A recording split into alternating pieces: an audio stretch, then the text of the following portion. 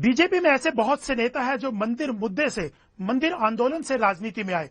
उमा भारती भी एक ऐसी नेता है जो मंदिर आंदोलन से जुड़ी रही और संन्यास से सियासत में पहुंची। 6 दिसंबर 1992 को उमा भारती अयोध्या में मौजूद थी। क्या 5 अगस्त 2020 को भी उमा भारती अयोध्या में मौजूद रहेंगी? इन तमाम मुद्दों पर बात करने के लिए हमारे साथ मौजूद हैं खुद उमा भारती जी। उमा भारती जी, आज तक में आपका स्वागत है।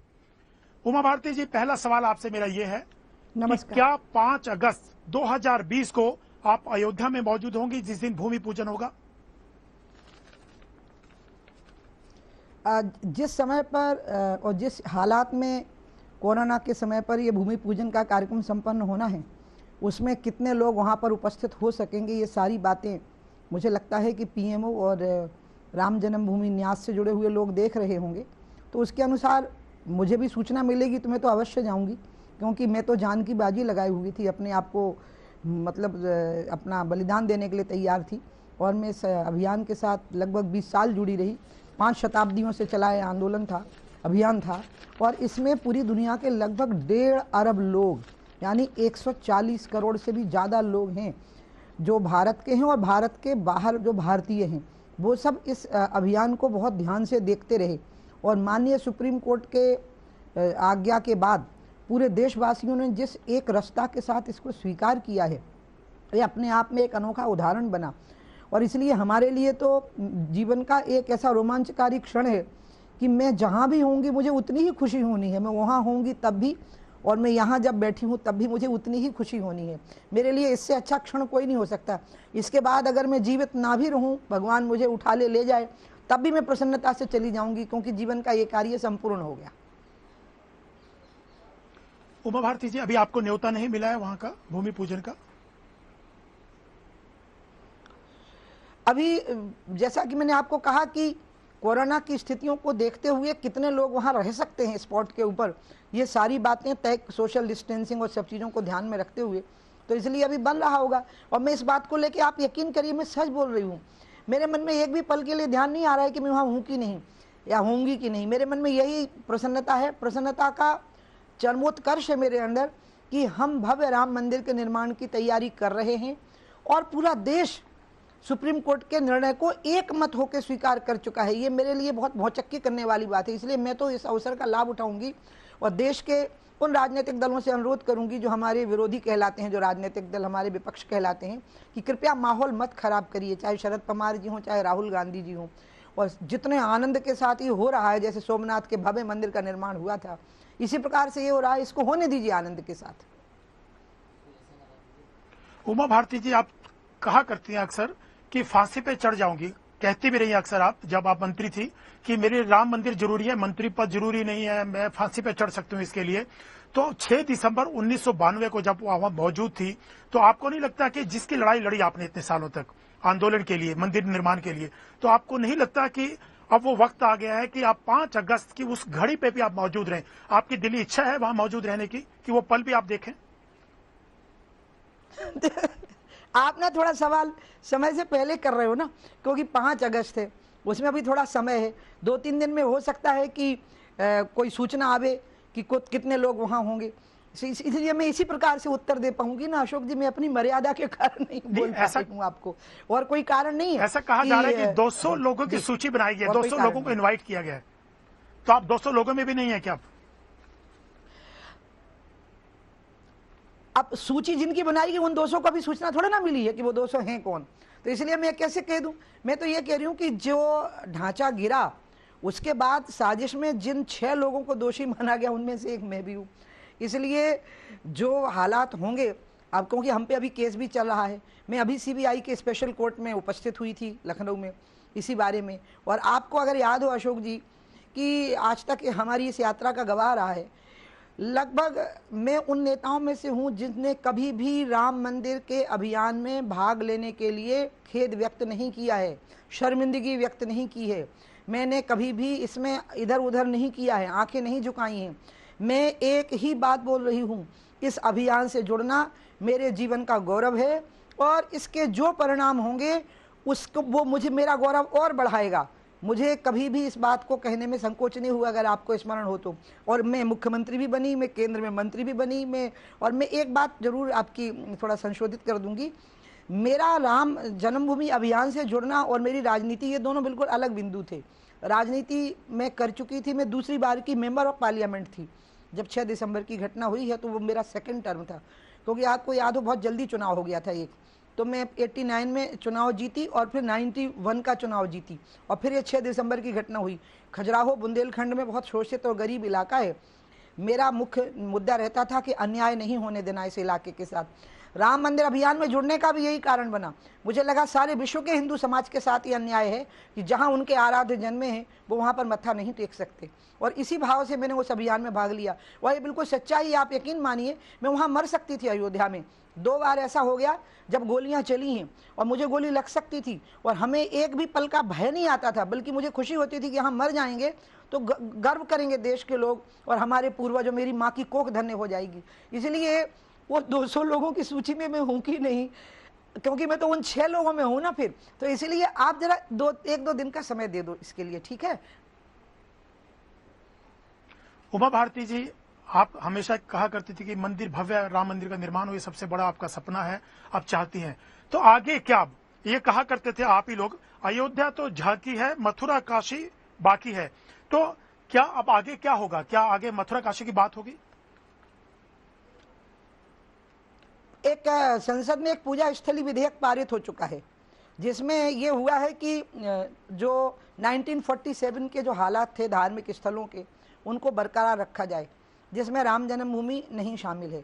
तो इसलिए अभी हम इसी पर फोकस करेंगे और अभी हम इसी पर बात करेंगे। ये सच्चाई है कि मथुरा और काशी के बारे में महामना मालवीय जी की उपस्थिति में एक करार हुआ था। अब उस करार के बारे में अभी बिल्कुल भी चर्चा करना ठीक नहीं है। अभी तो मैं एक ही बात चाहती हूँ कि पूरे देश के लोग एकजुट होकर के जिस प्रकार से राम मंदिर के निर्माण के निर्णय को, माननीय सुप्रीम कोर्ट के निर्णय को स्वीकार किए हैं, हिंदू और मुसलमान एकजुट होकर के, और जो एक रस्ता का वातावरण बना, एकात्मता का वातावरण बना, वैसा ही वातावरण आगे बना रहे। अभी एक समाचार आ रहा था अशोक जी टीवी पर कि ये मुहूर्त की बात आई, आप शायद उसको सवाल के रूप में करने वाले होंगे, मैं पहले ही जवाब दिए देती हूँ। राम के नाम के बारे में तो ये कहा गया है कि आप 24 घंटे में कभी भी राम का नाम लीजिए और राम का काम करिए, तो आपको कोई मुहूर्त नहीं देखना। इसलिए इसमें मुहूर्त की बात नहीं है।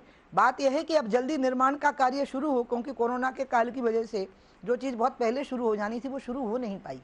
तो इसलिए इन सब में हम ना पड़ें, और मैं सब लोगों से अनुरोध करूंगी, मैं आपको नहीं कह रही हूं, बल्कि मैं आपके माध्यम का उपयोग कर रही हूं इस बात के लिए। उमा भारती, भूमि पूजन की जहां तक बात हो रही है, तो उसमें पॉलिटिक्स भी शुरू हो गई है। शरद पवार हो, शत्रुघ्न सिन्हा हो जो आपकी बीजेपी से जुड़े रहे हैं, या दिग्विजय सिंह हो, सबने कहा है कि भूमि पूजन उतना जरूरी नहीं है, बाकी मुद्दों को, कोरोना क्या भाग जाएगा भूमि पूजन करने से, क्या आर्थिक हालात जो वो ठीक हो जाएंगे, वो प्रायोरिटी रखनी चाहिए। माननीय कोर्ट ने ये कहा था कि 3 महीने के अंदर एक समिति बन जाए और जमीन ले ली जाए।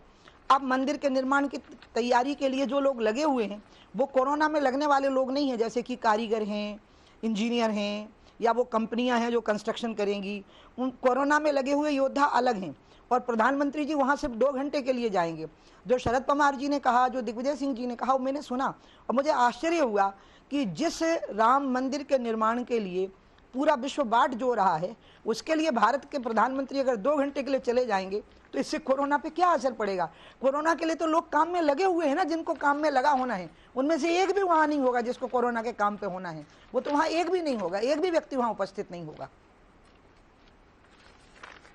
उमा जी, एक सवाल ये है कि मंदिर मुद्दे पे बहुत से चुनाव लड़े गए, बीजेपी लड़ती आ रही है लगातार चुनाव मंदिर मुद्दे पे लड़े, तो आपको लगता है कि अब ये चुनावी मुद्दा हमेशा हमेशा के लिए खत्म हो जाएगा? जो हिंदुत्व की राजनीति प्रखरता की तरफ बढ़ी थी मंदिर मुद्दे के साथ, क्या वो और ज्यादा प्रखर होगी या वो खत्म हो जाएगी हमेशा के लिए हिंदुत्व की राजनीति मंदिर मुद्दे से जो जुड़ी थी?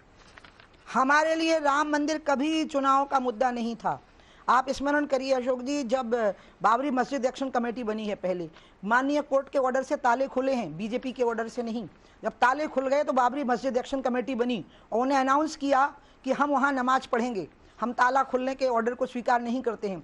तब हमने पालमपुर के अधिवेशन में 89 में बीजेपी ने राष्ट्रीय कार्य समिति में प्रस्ताव रखा कि हम भव्य राम मंदिर के निर्माण का समर्थन करते हैं। राजनीति शुरू की थी कांग्रेस ने जवाहरलाल नेहरू के समय पर, जब वहां रामलला प्रकट हुए उन्होंने ताले लगवा दिए और उनको बताया गया कि ताले लगे रहेंगे तो मुस्लिम खुश रहेंगे और रामलला की पूजा होती रहेगी तो हिंदू खुश रहेंगे। ये जो इनकी चाल थी उसके कारण उसी समय इसका समाधान नहीं हो पाया।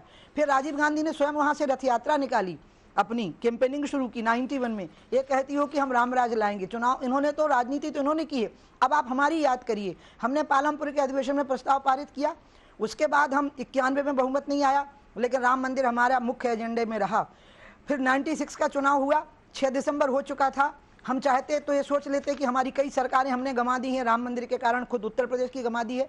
अब राम मंदिर हमारे लिए चुनावी मुद्दा नहीं हो सकता, इसमें कुछ नहीं है, लेकिन फिर भी वो हमारे मुद्दे में रहा, हमारे 98 के मुद्दे में भी रहा। 99 में हमारा कॉमन मिनिमम एजेंडा हमारा बना है। हमने राम मंदिर को कभी चुनाव से नहीं जोड़ा, आस्था से जोड़ा और राष्ट्रीय स्वाभिमान से जोड़ा। मैंने स्वयं भी कभी भी कोई राजनीतिक लाभ लेने की कोशिश नहीं की, जबकि मैं अडवाणी जी की सेकंड लेफ्टिनेंट थी इस पूरे अभियान में। इसलिए चुनावी मुद्दे से अगर जोड़ा है तो देखिए ना, आज शरद पवार और दिग्विजय सिंह क्यों बोल रहे हैं, ये इसलिए बोल रहे हैं ये देश का माहौल खराब करना चाहते हैं। मैं शरद पवार से अपील करूंगी, बहुत जिम्मेवार व्यक्ति हैं, गंभीर व्यक्ति हैं, और दिग्विजय सिंह जी भी गंभीर और जिम्मेवार हो जाएं कम से कम इस मुद्दे को लेके। प्लीज देश का माहौल मत खराब करिए। 2 घंटे के लिए भारत का प्रधानमंत्री वहां जा रहा है, उससे कोरोना बिगड़ने वाला नहीं है और इन 2 घंटों में वो हो जाएगा। आप शांति रहने दीजिए। देश में ने शांति से स्वीकार कर लिया, इनके मन को जलन है, तकलीफ है, ये जहर फैलाना चाहते हैं देश में और उसको उकसा रहे हैं जहर को, लेकिन ये नहीं हो पाएगा, ये असफल हो जाएंगे। और इसलिए हमने कभी इसको चुनावी राजनीति से नहीं जोड़ा। हमने तो कितना नुकसान उठाया है चुनावी राजनीति में इसका। और जब हमने सरकार बनाई केंद्र में स्पष्ट बहुमत से 2014 में, तो मोदी के नाम पे सरकार बनी, 2019 में वो मोदी के नाम पे सरकार बनी, लेकिन फिर भी हमने राम मंदिर का मुद्दा नहीं छोड़ा, क्योंकि राम हमारे लिए वोट की राजनीति नहीं है। राम हमारे लिए राष्ट्रीय स्वाभिमान का विषय है, आत्मसम्मान का विषय है, आत्मगौरव का विषय है, प्राण देने वाला विषय है। उमा जी, जो बीजेपी का एजेंडा रहा हमेशा से राम मंदिर, वो पूरा हो गया, तो आपका हो या बीजेपी का हो, लेकिन आगे क्या, आप कौन सा एजेंडा आप या बीजेपी लेके चलने वाली, खासतौर से आपकी अगर बात की जाए? ओके, वो मैंने मिस किया, आपने सवाल मुझे किया था, मुझे माफ करो, क्योंकि मैं एकदम भावुक हो गई ये बात सुन करके कि मैं खुद सेकंड टर्म की मेंबर ऑफ पार्लियामेंट थी और मैं बहुत फेमस मेंबर ऑफ पार्लियामेंट थी जब मैं राम जन्मभूमि अभियान में जुड़ी हूँ।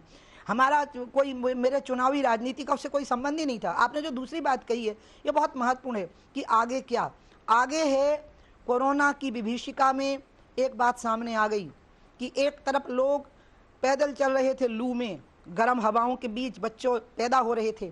एक बच्चा अपनी माँ के शव पे पड़ा हुआ कफन खींच रहा था, माँ को जिंदा समझ करके।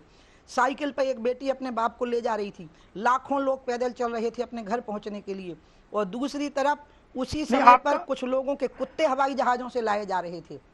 ये सुन लीजिए मेरी बात, वही मैं आपको कह रही हूँ। ये जो अंतर है हमारे देश में अमीर और गरीब के बीच में, कि कुछ लोगों के कुत्ते भी हवाई जहाज से लाए जा रहे थे और वो उन कुत्तों के लिए 1,10,000 और 1,05,000 का किराया दे रहे थे, और दूसरी तरफ लोग पैदल चल रहे थे, बच्चों को साथ में लिए हुए 2-2, 3-3 दिन भूखे रेल की पटरियों पर लेटे हुए मर गए। ये बहुत बड़ी चुनौती है। अमीर और गरीब के बीच की ये जो खाई है ये राम राज्य से पटेगी। इसलिए आगे अब है कि एक ऐसा सुशासन लाया जाए जो देश की गरीबी, देश की बेरोजगारी, देश का अन्याय दूर करे और देश के आम आदमी को रोटी के 2 टाइम की रोटी और इज्जत की जिंदगी जीने का अधिकार दे। ये मोदी जी के सामने एक बहुत बड़ी चुनौती है और मुझे यकीन है कि वो पूरा करेंगे। राम मंदिर तो हो गया, हमें प्रसन्नता है, अब राम राज्य है जो हमें पूरा करना है।